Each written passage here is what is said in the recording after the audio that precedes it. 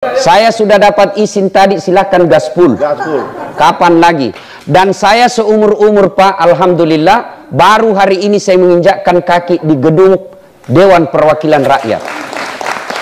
Nanti Partai Nasdem, banyaknya partai di Indonesia, hanya Nasdem yang berani mengundang saya. Alhamdulillah. Dan di Indonesia ini Pak, ada dua orang yang susah saya tolak kalau dia panggil Pak. Biasa kalau keluarga aku masih bisa saya tolak. Ada dua di sini Pak, Pak Rusdi Masek dengan Pak Ahmad Ali. Susah ditangkis Pak. Nggak mau mengerti, nah bilang pokoknya, kalau sudah bilang pokoknya ya siap. Alhamdulillah, saya menghormati. Ibu Bapak, saudara-saudara sekalian, saya ingin menyampaikan sebuah hadis. Alhamdulillah, Ramadan ini sudah banyak semua amalnya orang Pak. Bayangkan, 30 Ramadan. Nabi bersabda, "Man shoma Ramadana imanan wa ihtisaban ghufira lahu ma taqaddama min zambihi." Siapa yang berpuasa di bulan suci Ramadan dengan niat iman dan ikhlas, diampuni dosanya yang telah lalu dan yang akan datang. Satu, puasa.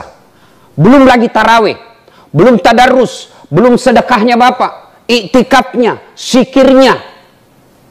Betapa banyak pahala Ramadan ini, dikumpul amal-amal kita. Tapi kata Nabi, kalau kau sudah kasih banyak amal mudah saat, hati-hati kok. Jangan sampai hancur karena perbuatanmu sendiri. Ibaratnya, kau kumpul kayu, jangan kau biarkan dimakan api. Kau kumpul amal, jangan sampai hancur itu amalmu gara perbuatanmu sendiri. Maka sahabat bertanya waktu itu, "Ya Rasulullah, adakah sifat yang menghancurkan amal-amal kami?" Kata Nabi, ada. Nah inilah yang oleh-oleh buat Partai Nasdem. Saya cinta kepada Partai Nasdem, anggota DPR Partai Nasdem, maka saya berikan oleh-oleh agar Bapak tidak hancur amalnya. Apa itu kata Nabi? Sittatu asyain tuhbitul amal. Ada 6 sifat yang menghancurkan amal kebaikanmu. Sehingga nanti ketika kita cari, ya Allah, mana puasaku 30 tahun? Mana sedekahku bagi-bagi sembako? Bagi-bagi jilbab? Bagi-bagi sarung? Apa maksud? Mana semua pahalaku? Allah lalu berfirman, memang ada pahalamu, tapi hancur karena kau hancurkan sendiri. Nah, apa gerangan penghancur amal? Kata Nabi yang pertama, al-istighalu bi'uyubil khalqi. Suka sekali cari jeleknya orang, nah lupa jeleknya dirinya sendiri. Ini yang banyak di medsos. Fitnah, hoax, cerita kejelekan orang, kalah berkompetisi, akhirnya fitnah kiri kanan. Bagaimana kalau di komisi?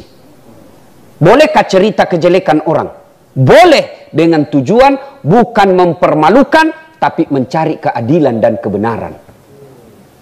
Mencari kebenaran. Kalau mencari kesalahan di gedung ini, boleh. Dengan tujuan agar tidak menyalahgunakan uang rakyat.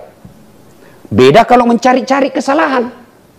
Kalau mencari-cari kesalahan, biasanya berujung sana mencari proyek. Ini tidak boleh. Mana disebut mencari-cari kesalahan? Contoh, anak sekolah mau pergi kuliah. Anak-anak sekolah pergi sekolah. Balap motornya. Oh, didapat sama polisi. Kau melanggar. Kau tidak lihat ini rambu-rambu?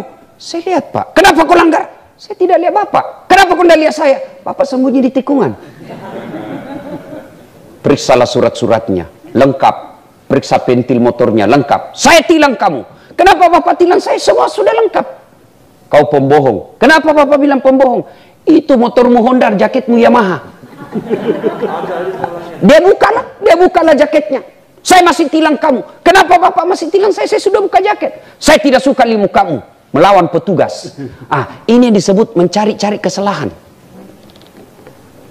Kalau mencari kesalahan orang, apalagi memang tugasnya seperti polisi, jaksa, KPK, hakim, tujuannya bukan mempermalukan orang, tapi mencegah keburukan yang sama agar tidak terulang. Nah, penyakitnya kita biasa bukan mencari-cari kebenaran, tapi mempermalukan orang. Ini penyakitnya biasa kaum Hawa. Gosip. Biasa kalau kita di gedung-gedung begini kan, orang boleh masuk, dilihat itu. Dilihatin. Mulai ujung rambut sampai ujung kepala dilihat. Mulai kita lihat dengan sinis. Duduk. Begitu duduk, orang Bugis bilang si Kobi nih. Apa? Dia tidak cerita Pak, tapi matanya. Apa? Itu gosip. Ada yang tanya begini, majelis taklim, Ustadz, benar yang saya cerita? Memang ada faktanya, ada kejadiannya. Ingat, justru benarnya namanya gibah. Kalau salah, namanya fitnah.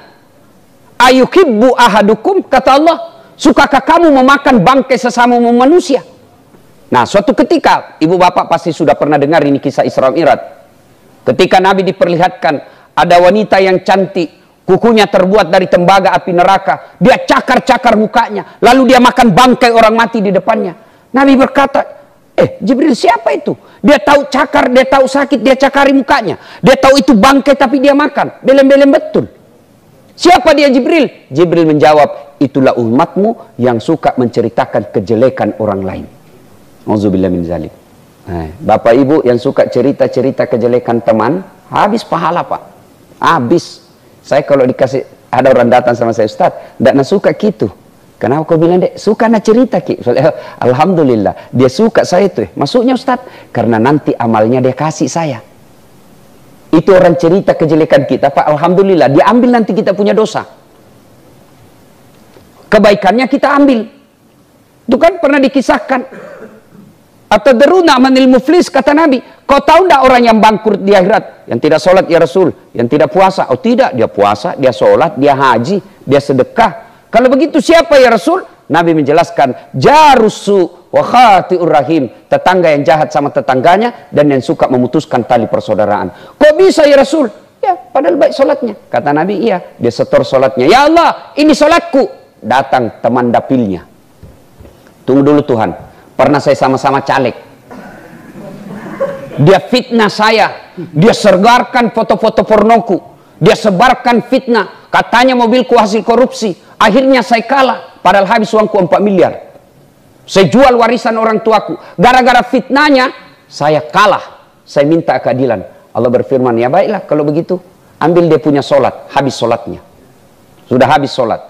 Dia setor lagi puasanya. Ya Allah, ini puasaku. Datang lagi temannya. Tunggu dulu. Saya pernah juga satu komisi. Dia fitnah saya. Akhirnya saya dinonjobkan. Saya minta keadilan hari ini. Allah berfirman, ya sudah, ambil dia punya puasa. Habis sholatnya, habis zakatnya, habis puasanya, masih ada yang datang. Saya juga pernah satu partai itu. Dia fitnah juga saya. Akhirnya saya disingkirkan. Tidak dapat apa-apa. Saya minta keadilan. Dia bilang, lah yang tadi banyak amalnya. Bagaimana lagi caranya Tuhan? Habisnya amalku ini. Allah berfirman, tidak ada kebatilan yang tidak ada balasannya. Jadi bagaimana? Ambil dosa-dosanya orang yang pernah ku cerita kejelekannya. Na'udzubillah min zalik. Jadi ibu-ibu, kalau ada yang cerita kita, tidak usah balas. Kecuali sudah menyangkut harkat dan martabat kita, esensi, sudah kita klarifikasi. Tapi kalau cerita-cerita biasa, biar saja. Baru kita bilang dalam hati, baiklah, ku ambil nanti sholatmu. Nah, jangan cerita kejelekan orang. Satu-satunya kejelekan yang boleh, Pak Ahmad Ali, kalau Bapak ditanya, tahu Dasat Latif? Tahu, yang mana itu? Yang pendek-pendek? Boleh kalau begitu. Boleh. Bukan menghina, tapi menegaskan identitasnya, ciri-cirinya. Tinggi-tinggi gitu. Nah ibu bapak, saudara-saudara sekalian, ini yang pertama. Tapi penyakit ini ada kurang di anggota DPR. Ini yang kedua yang saya mulai ragu. Yang kata Nabi yang menghancurkan amal ibadahmu, hubbud dunia. Terlalu cinta dunia. Cinta dunia boleh. Allah tidak melarang kita dunia. Sehingga begitu pentingnya dunia, dalam doa sapu jakat disebutkan dulu fid dunia. Fid dunia hasanah wa fil akhirati hasanah. Dunia dulu, perbaiki duniamu. Tidak mungkin kau bisa dapat kesejahteraan akhirat kalau kau tidak melalui dunia. Maka dunia tidak boleh ditinggalkan. Allah tidak melarang kita cinta dunia. Yang Allah larang hubbud dunia. Ada kata terlalu cinta dunia. Mana karakternya terlalu cinta dunia? Satu, nganggap enteng ibadah. Hayya 'alas shalah. Izin ketua. Ini sudah hampir maghrib, kita belum sholat asar. Boleh diskorsing? Itu sebentar. Ini urusan akhirat, ini urusan ini penting juga ini. Itu ciri-ciri terlalu cinta dunia. nganggap enteng ibadah. Yang kedua, ciri-ciri dunia, terlalu cinta dunia, takut dibilang tua. Begitu mulai putih rambutnya, stres. Cabut cepat. Itu ciri-ciri cinta dunia itu, Pak. Kenapa kalau putih rambut? Itu sunnatullah. Bayangkan kalau bapak usianya 55 tahun, mukanya kayak TK. Itu kan tidak normal. Itu sudah sunnatullah. Dan enaknya yang kalau mulai putih rambut, itu nasihat, surat dari malaikat pencabut nyawa. Hati-hati, kau sudah tua. Karena kalau tidak pernah ada hitam, putih, biasa kita lupa bahwa kita sudah tua. Itu surat dari Allah. Terlalu cinta kepada dunia, takut dibilang tua. Yang ketiga, kata Nabi, ciri-ciri orang terlalu cinta ke dunia, menghalalkan segala cara untuk dunia. Mana disebut menghalalkan segala cara? Bapak sudah sering ceramah saya ini. Proyek. Saya dengar tadi dari Pak Ahmad Ali, ini yang mengurusi Komisi 5 Ustadz, di sini banyak proyek. Itu wakilnya tuh. Hati-hati, Pak. Hati-hati. Bapak-bapak kan semua sudah pernah dengar ceritanya itu kontraktor di akhirat. Kita ulang lagi. Sebagai pengikat, SMS lah penghuni sorga sama penghuni neraka. Dia bilang penghuni sorga, bagaimana kabarmu di situ mas bro? Dia bilang, tidak ada enaknya di sini. Di blender terus orang, tidak ada jam istirahat. Dia bilang, kau ya bagaimana kabarmu di sorga? Masya Allah, enak betul di sini. Baru dibayangkan sudah ada di depan kita. 1 laki-laki, 7 bidadari men, 7. Dan hebatnya perawan terus. Itu bidadari Pak, tidak pernah tidak perawan. Perawan terus itu bidadari. Dan usianya 22-23 tahun. Bayangkan, jadi Pak Ahmad Ali tenang saja Pak. Allah sudah sediakan 7 bidadari. Yang penting Bapak masuk surga. Itu syaratnya dulu. Nah, kata penghuni surga neraka, bolehkah kami jalan-jalan ke situ? Boleh aja. Bagaimana caranya? Ya gampang. Kami dari neraka bikin jembatan, kamu juga bikin jembatan dari surga. Setuju? Setuju. Lelang proyek. Keluar pemenang tender. Waktu pekerjaan 3 hari. Hari pertama, jembatan dari neraka sudah selesai 50%. Hari kedua, tuntas 70%. Hari ketiga, selesai efektif dan tepat guna. Masya Allah. Hebat. Intip-intip jembatan dari surga, belum goyang-goyang. Kenapa jembatan dari surga belum dimulai? Teriaklah ini dari neraka. Woi mas bro, kenapa proyekmu belum kau mulai? Dia bilang, bagaimana mau dimulai? Kontraktor, pengawas, pemborong, panitia, ada semua di situ. Di sini hanya penghafal Quran, tidak tahu, dia selalu salah komputernya. Ini cerita sederhana tapi maknanya sangat dalam. Itu kontraktor. Tapi pernah Bapak juga dengar anggota DPR di akhirat? Pernah dengar Pak? Jadi saya kan sudah dikasih tadi izin gaspol. Jadi masuklah penghafal Quran dalam surga. Begitu di dalam surga dilihat, kenapa banyak anggota dewan dalam surga ini? Dan di negara kau banyak di OTT. Dia protes sama penjaga surga. Malaikat, kenapa banyak itu di sini? Nah, saya tahu sekali itu dulu diponis dia 4 tahun. Kenapa banyak anggota dewan di sini? Kata penjaga surga, Ustaz, tidak usah kau ribut. Cuma reses sini, sebentar aja di sini. Dia balik lagi ke tempatnya.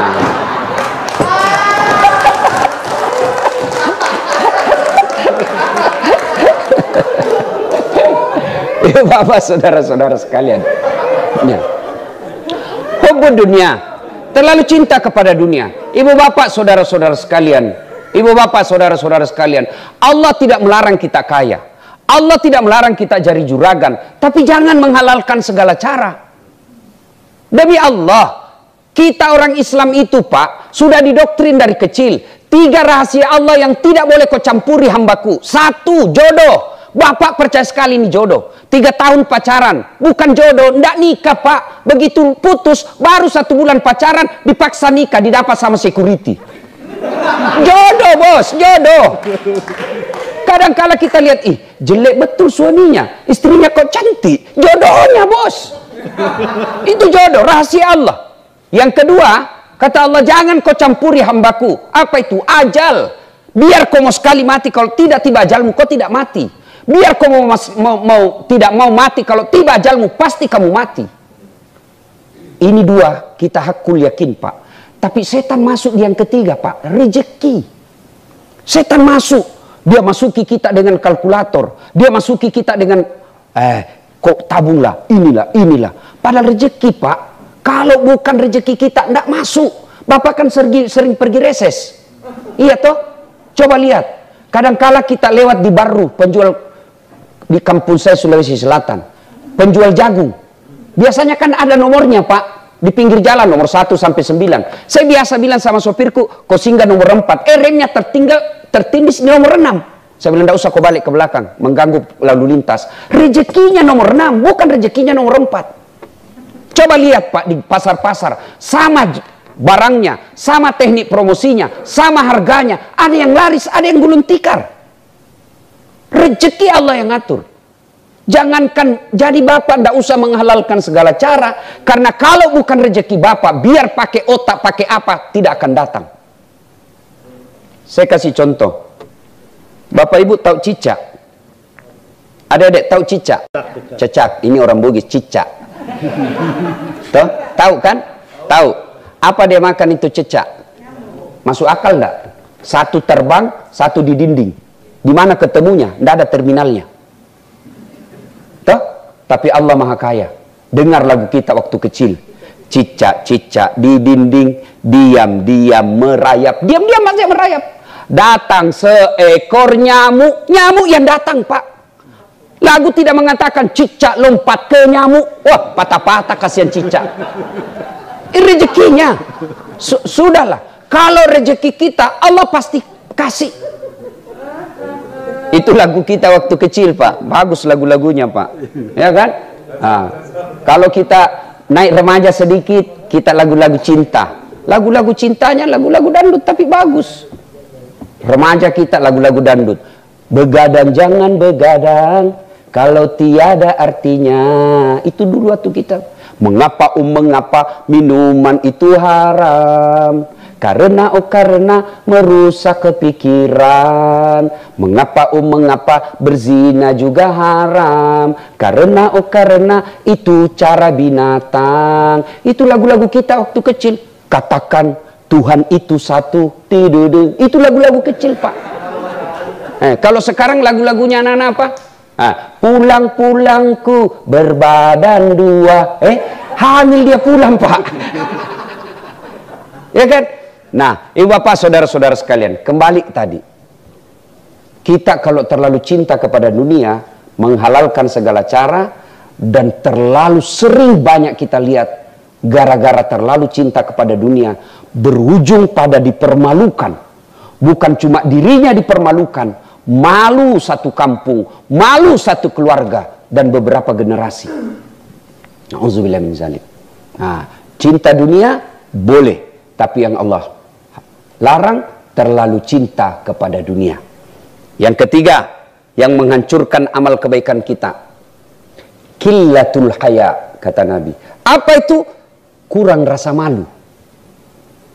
Wih, anggota DPR kalau tidak ada rasa malunya, Pak, parah. Bener, Pak.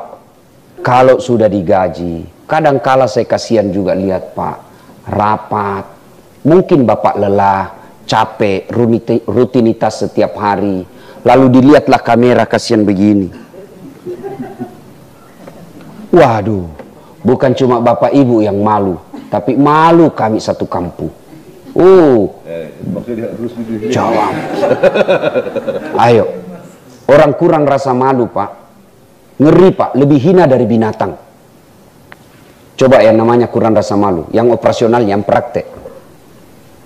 Kalau orang kurang rasa malu, perempuan misalnya, mohon maaf. Kenapa Allah katakan dalam Al-Quran, manusia kalau tidak punya rasa malu, lebih hina dari binatang. Coba lihat, ayam kampung, Pak. Apa gampang dilihat pahanya itu ayam kampung? Repot, Pak. Namanya ayam kampung, kita harus pulang kampung dulu. Sudah sampai di kampung, sudah dilihat pahanya? Belum. Dibeli dulu itu ayam, Pak. 150.000. Sudah dibeli, sudah dilihat pahanya? Belum. Dikejar dulu. 1 jam dikejar. Sudah dilihat pahanya? Belum. Dipotong dulu dengan ucapan Bismillahirrahmanirrahim. Sudah dipotong, sudah lihat pahanya? Belum, Pak. Apalagi direbus dulu 15 menit air panas. Sudah direbus, sudah lihat pahanya? Belum. Dicabut dulu kulitnya, baru lihat pahanya. Ayam kampung dikejar 1 jam, dibeli 150.000, pulang kampung dulu, rendam 15 menit, diucapkan bismillah untuk dipotong, dicabut bulunya, baru bisa lihat paha ayam kampung. Tapi paha sebagian kita umat Islam muslimahnya, berdiri aja di depan pintu mall, Pak, 10 pasang kita lihat gratis, tidak perlu dikejar. Orang bilang, kenapa Ustaz tahu? Karena saya lihat, Pak. Saya sportif. Iya, ayat tidak mengatakan la taqrabus zina illa Ustaz. Jangan dekati zina kecuali Ustaz. Biar Ustaz kalau makhluk halus hancur juga, Pak. Makanya saya selalu bilang, kita kerjasama. Kami laki-laki jaga mata, tolong Anda cewek jaga akhlak. Karena bias kami setengah mati jaga mata, kalau kalian gentayangan hancur amal kami. Pasti dilihat, Pak. Dia bilang orang, dilihat. Dosa? Tidak dilihat. Barang bagus. Pasti dilihat. Maka orang-orang yang mempertontonkan auratnya, itu bagian daripada menghancurkan amal-amal kebaikannya. Itu dari segi aurat. Lalu bagian dari pekerjaan kita. Saya memotivasi kepada tuan-tuan semua, puan-puan semua. Bapak masih ingat waktu pencalekan. Berbulan-bulan Bapak sosialisasi, stres, habis duit, Pak, segala macam kita lakukan, kadang-kala hilang kita punya harga diri, datang orang maki-maki kita, kita diam saja, yang penting dia mau coblos kita. Ya, gampang, ya, Pak, dimaki-makinya kita, Pak, orang yang tidak ada sekolahnya, tapi kita sabar, kenapa? Karena kita mau dipilih. Allah takdirkan Bapak duduk di gedung terhormat ini, maka manfaatkan dengan berbuat baik. Betul yang Pak Ahmad Ali katakan tadi. Ustadz, kau ceramah kiri kanan di depan polisi sampai kebusa-busa ini mulutmu, dia cuma ketawa-ketawa. Tapi kalau kau jadi komisi 3, kau bisa maki-maki mereka. Betul, Pak. Mana ada orang hebat kalau sudah di gedung ini, Pak? Hilang hebatnya orang, biar profesor. Maka syukuri itu dengan cara apa? Jangan mempermalukan institusi. Bapak boleh dihina sebagai pribadi Dasat Latif, dihina sebagai Pak Ahmad Ali, tapi jangan mempermalukan DPR RI, Dewan Perwakilan Rakyat. Bapak boleh sampaikan, kau boleh hina pribadiku, tapi jangan kau hina institusiku.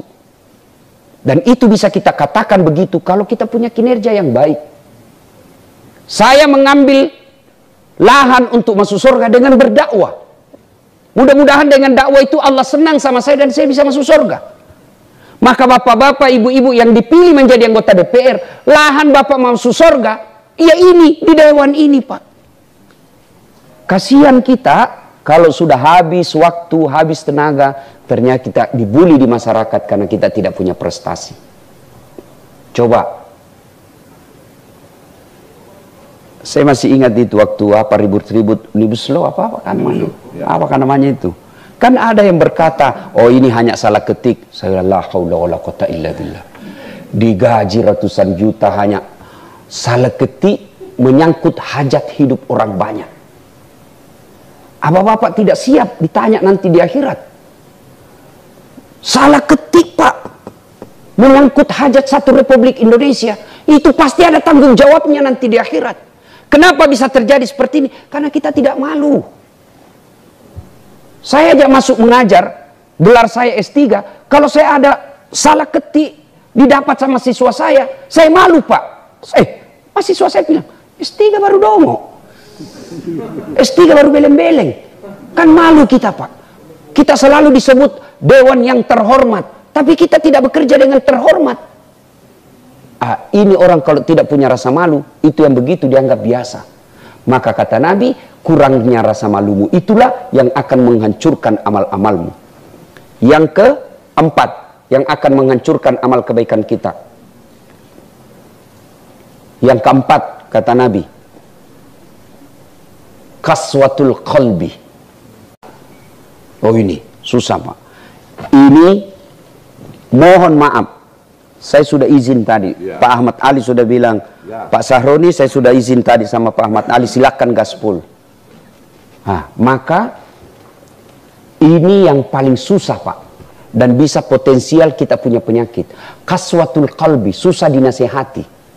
Kenapa? Bapak anggota DPR punya kuasa, maka untuk dinasehati sulit. Itulah penyakit kaswatul qalbi. Nah, ciri-cirinya selesai dengar ceramah seperti ini, Bapak panggil Pak Ahmad Ali. Bapak panggil tadi itu, iya Pak, lain kali jangan dipanggil lagi tuh. Kenapa? Nggak enak ceramahnya. Masa 6 dia bahas kita terus dia kena. Panas kita punya telinga dengar. Itu ciri-ciri kaswatul qalbi itu Pak. Tapi kalau Bapak selesai dengar ceramah, benar kata itu Ustadz, memang dia kecil tapi ya benar yang dia bilang itu. Memang saya yang dikena itu semua. 6 dia bahas, 4 mengenai diri saya. Tapi Allah tidak akan menutup pintu tobat. Mulai hari ini saya memperbaiki diri. Itu bagus. Orang yang kaswatul qalbi, keras hati, disindir dalam Allah. Wa thawa'un alaihim a'anzartahum am lam tunzirhum la yu'minun.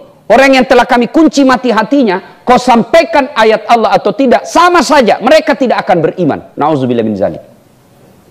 Sementara orang yang baik hatinya, kata Allah dalam Al-Quran, Bismillahirrahmanirrahim, innamal mu'minuna alladzina idza dzukirallah wajilat qulubuhum wa idza tuliyat alaihim ayatuhum sadathum imanan wa ala rabbihim yatawakkalun. Tanda orang beriman yang bagus hatinya itu, kata Allah, apabila dia dengar nama Allah bergetar hatinya. Itu satu.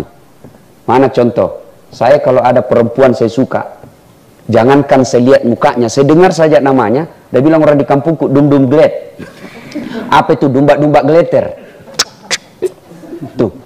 Coba kan? Kalau ada orang kita senang, jangankan dilihat mukanya, dengar saja namanya, sudah gemetar hati kita. Itu kalau namanya Allah kita dengar lalu mampu menggetarkan hati kita, insya Allah itu termasuk orang yang baik imannya. Tapi pertanyaannya, bagaimana nama Allah mau menggetarkan hati kita kalau namanya Allah kita permainkan? Datangnya rapat nanti besok pukul 10.30, rapat pembukaan. Insya Allah, Insya Allahnya kayak 17 tahun di Mesir Pak. Begitu besok ketemu di WhatsApp, kenapa kau tidak datang Mas kakak, Mas bro? Saya kan bilang kemarin Insya Allah. Ini menjadikan Allah sebagai kambing hitam, tidak boleh. Jangan mengucapkan insya Allah kalau tidak mau. Selama Bapak mempermainkan kata-kata Allah, maka sulit Allah akan menggetarkan hati kita. Nah ibu bapak, saudara-saudara sekalian. Dan yang kelima, yang akan menghancurkan amal ibadah kita, hubbi aklil haram, suka memakan makanan haram. Saya yakin Bapak Ibu tidak akan makan narkoba. Saya yakin tidak akan konsumsi makanan-makanan haram. Tapi yang bisa kita makan itu dari makanan-makanan haram, dari cara kerja kita yang menghalalkan segala cara.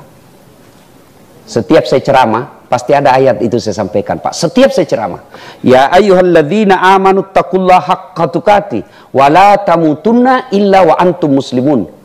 Jangan kau mati kecuali dalam keadaan beragama Islam. Ayat ini Jumat-Jumat dibacakan khatib. Kalau di kantor ini, di komisi ini, ada selalu pengumuman yang harus diulang-ulang tiap pekan, pasti pengumuman itu penting. Ayat ini Jumat-Jumat diulang, berarti ayat ini penting. Dan rasa-rasanya tidak masuk akal. Jangan kamu mati, berarti mati kau yang ngatur. Jangan kau mati ya, berarti mati mau-maumu. Ini Allah ingin sampaikan edasat. Hati-hati kamu, ngaku kau Islam, tapi belum tentu kau mati dalam keadaan Islam. Insya Allah, kita tidak akan mati dalam keadaan berjudi. Yang bisa membuat kita mati dalam keadaan kekafiran, baru saja kita makan uang haram. Na'udzubillah min dzalik. Makanya itu Allah ingatkan terus tiap Jumat. Dan yang keenam, yang akan menghancurkan amal kebaikan kita, kata Nabi, dzalika bima adzau. Keperbuatan zalim yang tidak bisa dihentikan. Allah tidaklah mencela ketika kita berdosa, tapi Allah mencela kita ketika kita membuat diri kita larut dalam dosa dan maksiat. Dosa tempatnya manusia. Kalau begitu, siapa orang baik Ustadz? Orang tidak punya dosa. Kalau orang baik tidak punya dosa, maka tidak ada isinya orang baik dunia ini. Mana ada orang tidak punya dosa? Jangankan Bapak Ibu sebagai anggota DPR, jangankan Dasat Latif, kita di hidup zaman sekarang ini. Para nabi punya dosa Pak. Nabi Adam, dosa, makan buah khuldi. Nabi Nuh, dosa, gagal mendidik anak dan istrinya. Nabi Yunus pernah sangka buruk kepada Allah dalam dakwah, itu Nabi. Apalagi kita. Berarti yang baik bukan orang tidak punya dosa. Orang baik, kata Imam Al-Ghazali, adalah orang yang dia berdosa, lalu dia sadar dengan dosanya, dan dia tidak mengulangnya. Saya banyak dosa, Ustaz. Datang anak muda kepada Nabi. Ya Rasulullah, saya pendosa. Kata Nabi, taubat kau. Tapi keulangnya lagi ya Rasul. Kata Nabi, taubat kau lagi. Keulang lagi ya Rasul. Taubat kau lagi. Ya Rasulullah, kalau begitu dosaku banyak. Nabi tersenyum dan bersabda, dosamu banyak, ampunan Allah jauh lebih banyak.